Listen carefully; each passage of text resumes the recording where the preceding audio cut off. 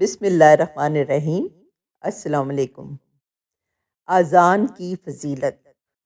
کیا آپ کو معلوم ہے کہ 24 گھنٹے اذان کسی نہ کسی شہر میں ہو رہی ہوتی ہے؟ اللہ اکبر کی گونج کبھی نہیں رکی۔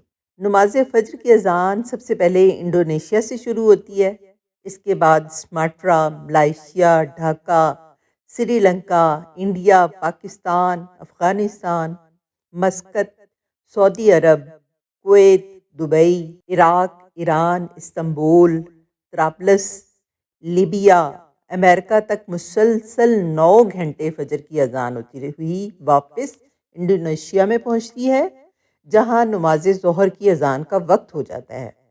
بالکل اسی طرح 5 وقت کی نماز کی اذان جو ہے، اس طرح سے وہ پوری روئے زمین پر ایسا کوئی بھی سیکنڈ نہیں ہوا کہ جب اذان کی آواز پورے روئے زمین پر گونجتی نہ ہو۔